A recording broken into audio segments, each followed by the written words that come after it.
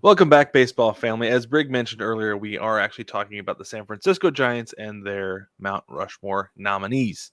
Now, before we get into that, we have some information to present to you, the listener and viewer, depending on where you're taking in the podcast, about the San Francisco Giants. I'm going to start, if that's okay with you, Brig. Yeah, I think you should.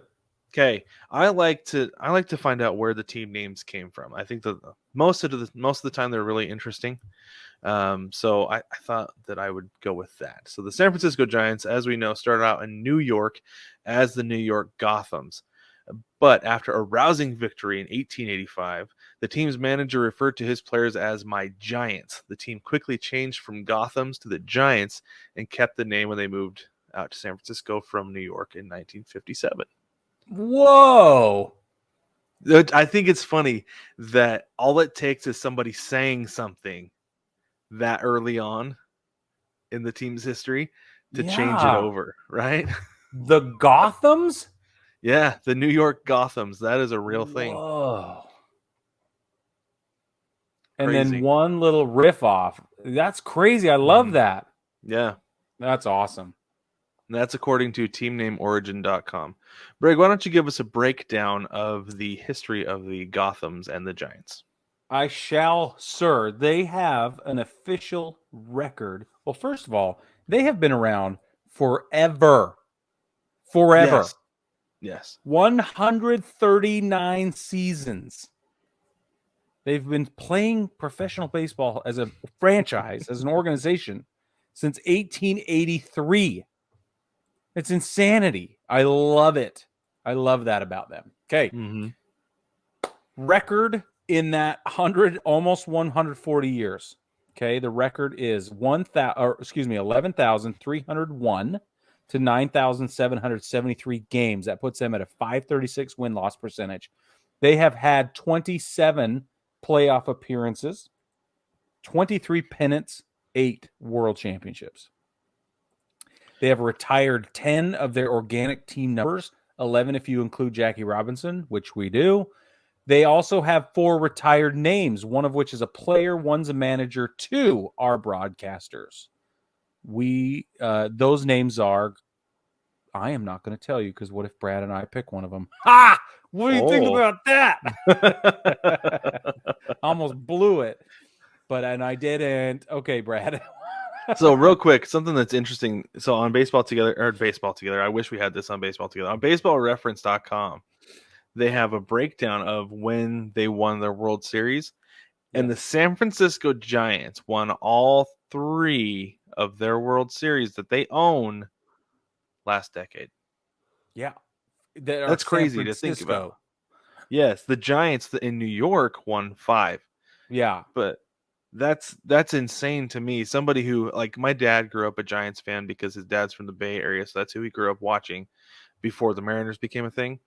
Yeah. And so somebody who grew up in a house where, you know, like I said, my dad is a huge Giants fan, I would have thought, like, with how much he loved them, that they were like perennial winners and a really great franchise. But I guess they're a great franchise.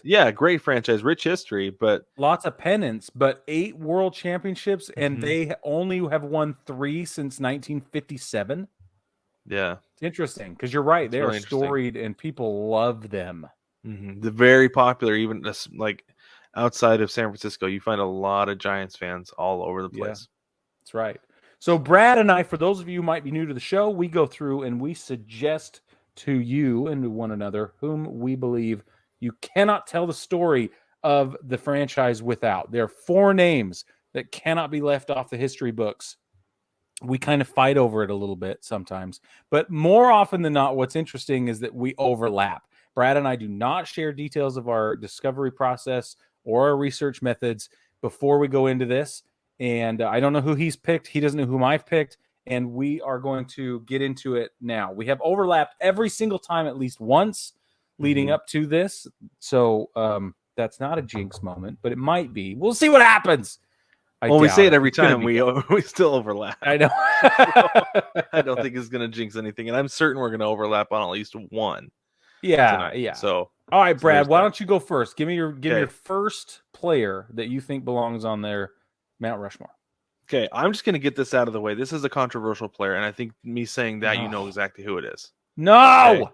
Okay. I don't feel like you can leave Barry Bonds off of the Mount Rushmore. You can't, because of his impact on the game, the way that, like, I shouldn't say the way that he played it, but he still had to hit the ball, Brig. And this is the thing, is everybody says that, a lot of people have said that Barry Bonds is one of the best hitters to ever play the game. Flat out. And he was playing in the same league at the same time as Tony Gwynn for a while.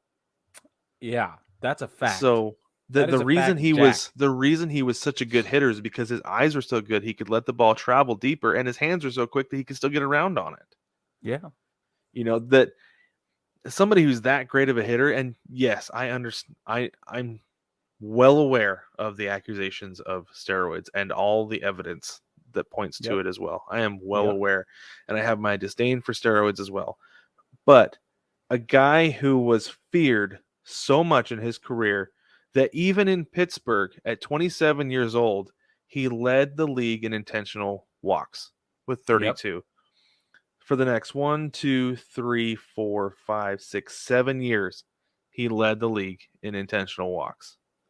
And then in 2002 until 2004, he also led the league in intentional walks with 120 in 2004. And then his last 2 years in the league, 06, 07, he led the league in intentional walks again. Pitchers feared the man. They would rather walk in a run with Barry Bonds at the plate than pitch to him. And they did. I mean, we see the clip on social media all the time. That happens. Yeah. Yeah. Right. And then you look, like, if you look at his Baseball Reference profile, there are so many bolded numbers outside of the home run totals. Like, you forget, you can throw out all the home run totals. I don't care. That's fine. If he hit 2 home runs a year during his career, but he still put up a batting average of, or an on-base percentage of 410, 456, 458, that's 3 years in a row. Those are all real. I'm still going to put this guy on Mount Rushmore because he wasn't just hitting home runs. He was getting on base. Yeah. And that's unreal to me. Somebody was that good of a hitter. And then, yes, steroids most likely came into play, and he started crushing it, hitting balls into Covey Cove left and right. But even if he was peppering the wall, I'd take the guy on my team, man. Absolutely. 100% of the time. Okay, fine. Okay, who you got? All right, I'm going to go with make room for that big head. Make extra room for the big head, too. Anyway, sorry, go ahead. Okay, all right. I'm going to go with a guy, my number one pick, who was born in Riverside, California, actually. So I like that little detail. He's an 8-time Gold Glover, which I think is important given the rest of my information. 12-time Silver Slugger, we saw that coming. 7 times MVP, 7 times. 14-time All-Star. Most of them were sequential, save one during a string of those, I should say. There was only 1 year he wasn't. Home Run Derby champion, 2 times batting title, 3 times Major League Player of the Year. Career WAR 162.7. Barry Bonds. You just can't argue with it. I know I do not want him in the Hall of Fame. He is a phenomenal baseball player. Flat out phenomenal. And he spent 15 of his 22 seasons in Major League Baseball playing in San Francisco. So you cannot tell the story of the San Francisco Giants without Barry Bonds. You simply can't. You shouldn't even try. And I think that it's just astonishing. And I love that you cited his OBP in 91, 92, and 93, where he led the league 410, 456, 458. That's 2 seasons in Pittsburgh, 1 season in San Francisco. I think that right there does as much for me to consider him before his performance-enhancing stuff than anything else, which is what you were saying. So, yes, while I am a curmudgeon about this, I am a stick in the proverbial mud about Barry Bonds. I do not believe that the history of the franchise can be told without Barry Bonds. Well, and one thing that's crazy is I can't remember if Jonathan said this on our draft episode a couple weeks ago, or if it was just in conversation, whatever. But he truly believes that Barry Bonds leaving the Pirates destroyed the franchise Yeah. because they haven't been the same since then. Like they had Andrew McCutchen, they made the playoffs, but Josh Barry Bell. Bonds, Right. Barry Bonds was the keystone. Yeah. Since then. Let me go back and make this very clear. He has an 8-time Gold Glove winner. You can't. That has nothing to do with hitting home runs. Nothing. Mm-hmm. It's awesome. He's a great baseball player. Flat out. He's more 100%. well-rounded than people give him credit for. Yeah. The end. Okay, Brad. Since we overlapped, go with your number 2. Okay, my number 2 is actually was my dad's favorite player. Oh. Yeah. I've been wanting to get him a jersey for years of Oh. this player. This is a guy who was born in Westfield, Alabama. Hall of Famer, of course. 2-time MVP, won Rookie of the Year, was part of the 1954 World Series team. And it's the Say Hey Kid, Willie Mays. He's my number 2 as well. This is the one I assumed as like at the very least It has to be Willie Mays. Yes, and I know you didn't expect me to pick Barry Bonds, so I didn't. No. Yeah, Willie Mays. Oh, the guy is phenomenal. Literally, 21 years in San Francisco. 21 years. He has a career WAR of 156.1. Career batting average is 301. Home runs 660 before steroids. You could even spell them. So this is one thing that I think is crazy. Is like most guys in the time in 1953, he didn't play. He missed a season because of military service. And then he comes back in 1954. Is an all-star. Obviously, most of the guys came back then. But he won the MVP and hit 345. Yeah, he did.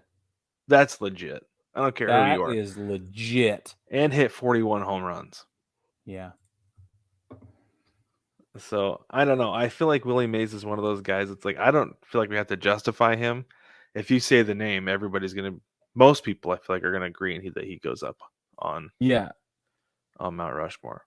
You can't do it with that. And the catch the guy has a play named like it's his play that's called the basket catch.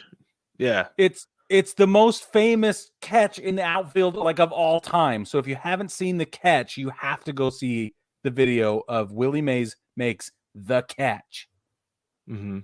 Yeah, so when I think of highlight reel catches in Major League Baseball, obviously I think of the Ken Griffey Jr. Spider-Man catch. Yeah, that's amazing. And then I think of the Willie Mays basket catch over the shoulder. Yep. Like those are the two big ones. There's obviously some like the Jim Edmonds one, whatever. That's fine. You can have that if you want it. But I don't need it because I have others. You know what the best part about the Willie Mays catch is? I just looked this up. I wanted to make sure I was right. It's in Game 1 of the World Series in 1954. Okay, the Cleveland Indians had runners on first and second. I'm quoting now from Sports Illustrated. Runners on first and second against the New York Giants. Vic Wertz hits a 425-foot shot to center field. And by the way, if you see the video, there's still room after 425 feet. Like that's a long ways out there. And he sprinted and then over the shoulder grabbed it. Now the best part about that is the game is tied 2-2. That's clutch. That's impact. Love it. You can't get enough. That's awesome. 2-2 in a World Series game. I'm just glad it's on video. Me too, because it's super grainy. Like they very well could have just been like, "Nah, we're not broadcasting these games yet." Yeah, but you can. It's clear. It's the olden days. It's the olden days. We're not broadcasting baseball yet. I think that's how that conversation would go. That's right. We live life in black and white. See. I think that was so something that was said. That's true. But let's go ahead. Family, let's take a quick break. Yeah. And then we're going to come back and we'll overlap some more. It'll be great.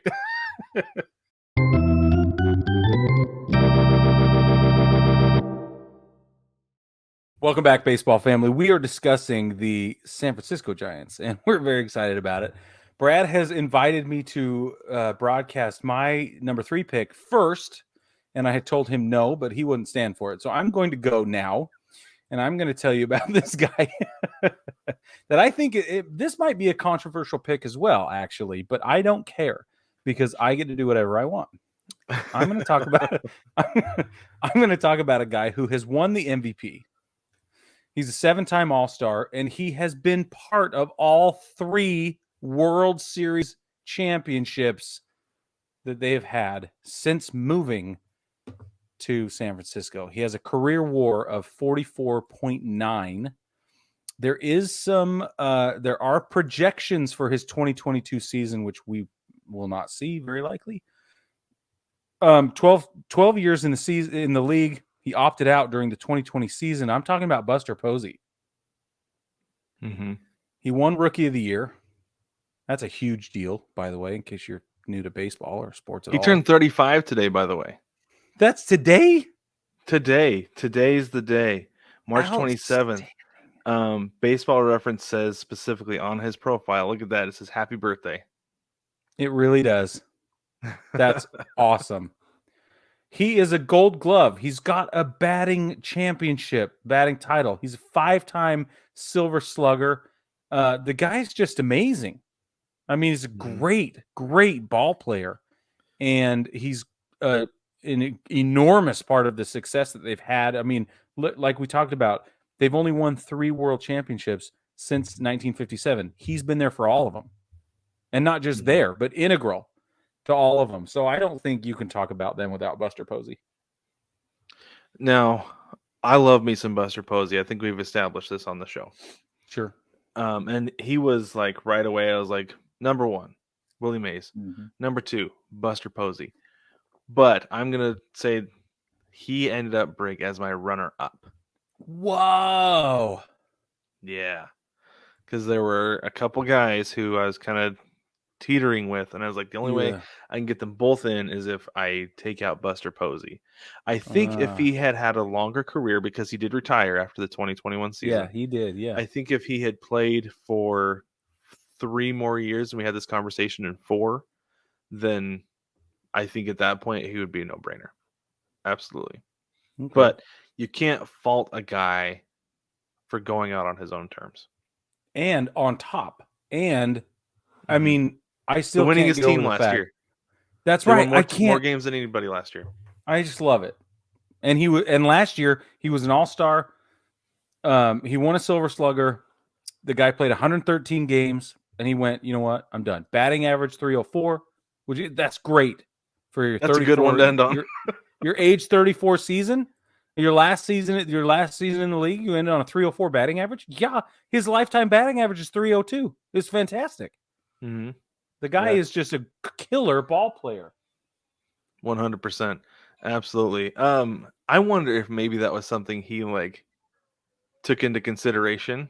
He's like, this is where my stuff is right now, so this is a good time to end it. I don't know. I think it's a solid pick. I agree. Absolutely. 100%. I dig it. So for my next pick, I'm going to go with a guy who obviously a Hall of Famer, 10-time All-Star, won an ERA title, so makes him a pitcher naturally. Yeah, okay. Although isn't naturally like the second baseman? No, he's the first baseman. No, he's the catcher. No, naturally's. I don't know. I'm lost. I know he's not the first baseman. Who's on first, Brad? Yeah, who's on first? I don't know why I did that. Anyway, while you look that up, Brig, I'm going to talk more about this pitcher. Yeah. He spent 14 years with the Giants. 14 of them, all in San Francisco, mind you. In 63, he led the league in innings pitched, also with 25 wins.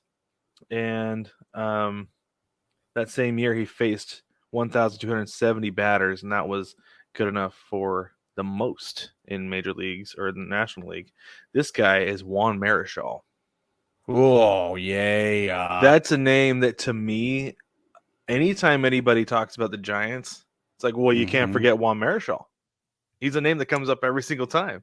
Yeah. I mean, obviously you've got Willie Mays and Barry Bonds, who are like the top tier upper echelon, but I feel like anytime that there's a conversation about the Giants greats, Juan Marichal's name comes up every single time.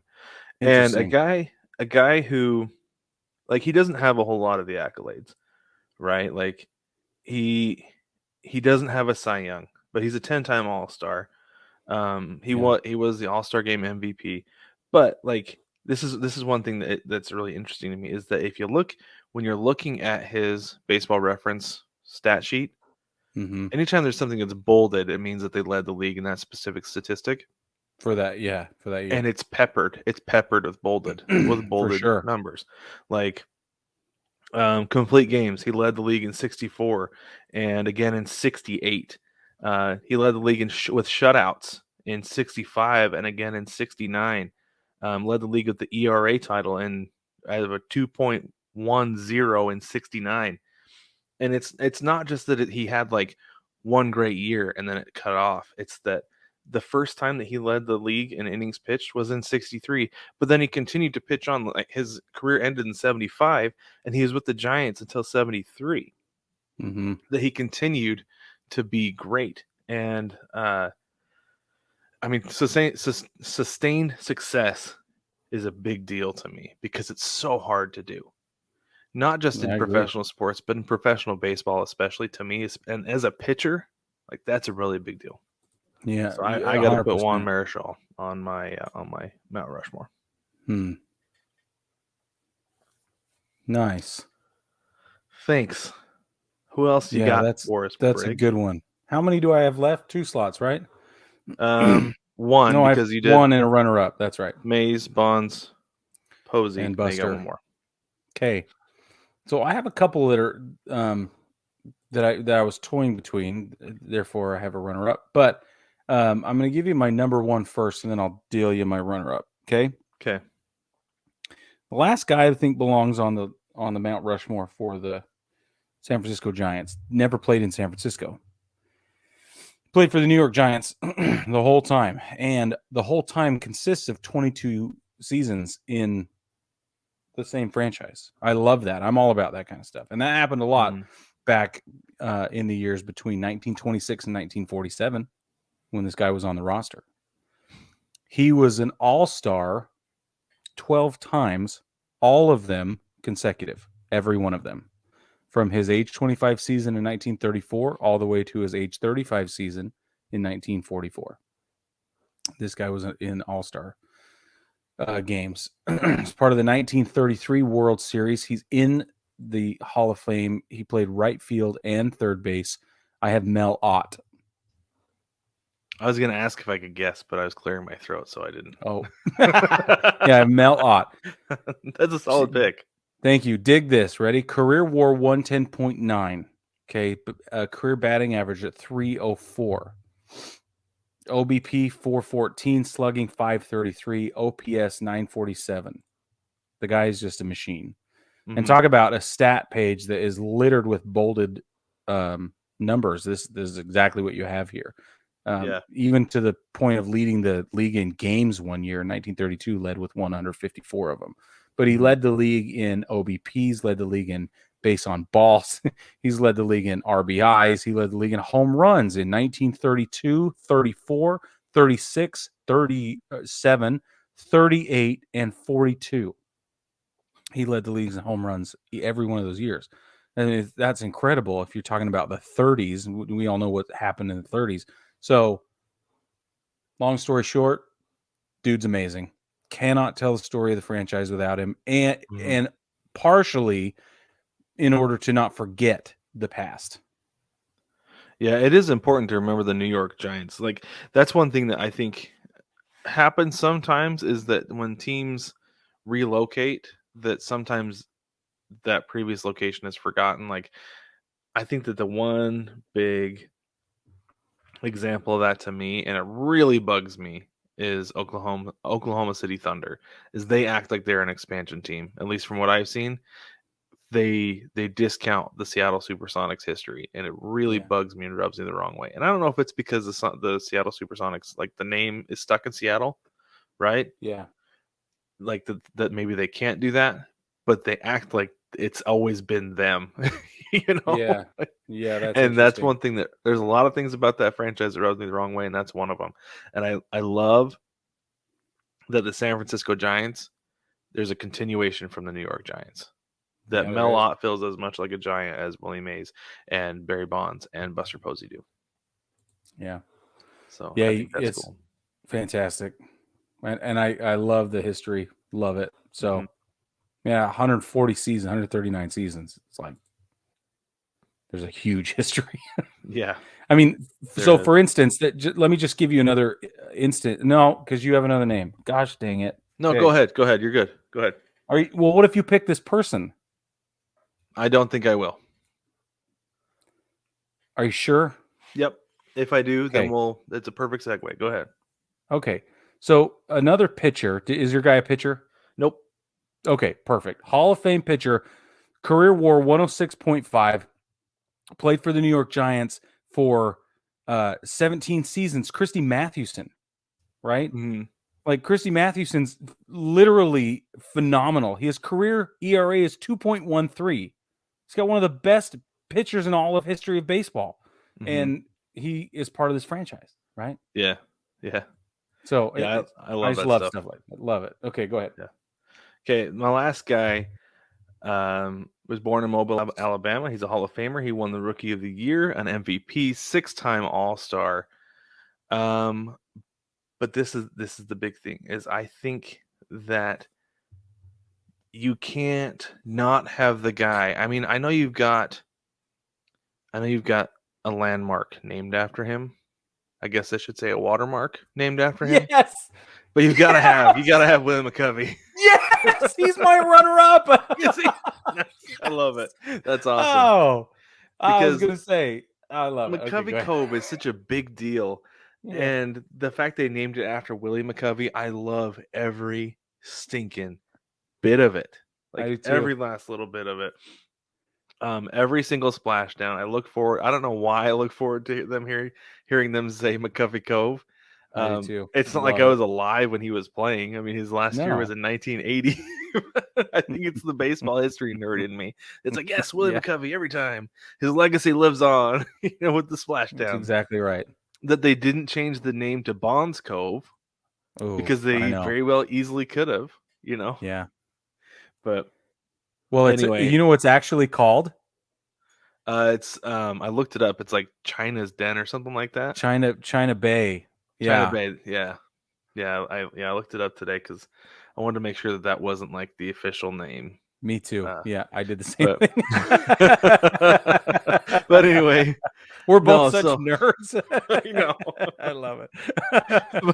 So he led the league with home runs 3 times. Once in 63 with 44, then in 68 and 69 with 36 and 45 respectively. And both those years he led the league with RBIs as well. Yeah. He won an MVP in that 69 season, and another guy who pitchers were afraid of. Mm-hmm. He led the league with intentional free passes, I should say. Mm-hmm. 1, 2, 3, 4 times in a 5-year stretch from 69 to 73. The only year was 1972, but he only played half the season. So I'm sure the pitchers were kind of like, just pitch him the ball, Yeah. So I don't know. I feel like Willie McCovey is as much a part of Giants history as anybody else and ought to be. And I feel, and I'm not going to take anything away from you, Brig, by making him your runner-up because he has a spot. He has a literal spot with the franchise outside of Mount Rushmore. So it makes sense, but I got to put him there. I still got to put him on there. I agree. And I would have had to move Buster Posey to put him on there, and I just couldn't move Buster Posey off. And so the guy I moved Buster Posey off, like, this pains me. It was Barry Bonds. It was the one I moved Buster Posey off for. Yeah, that's hard. That's hard. It's a tough decision. Yeah, that is tough. But I think you made the right one, honestly. Yeah. As much as that pains me to say, I still and between the two of us, we so baseball family, tell us what you think. Do you agree with our picks? Do you not? Are we terrible at this? No, we're not terrible at it unless you want to yell at us about it. Come on the show, yell at us about it. It'd be great. Let us know. Let us know. You can do that by visiting baseballtogether.com, where you can leave us a comment on the YouTube channel. You can comment on whatever podcast streaming service you're using as well.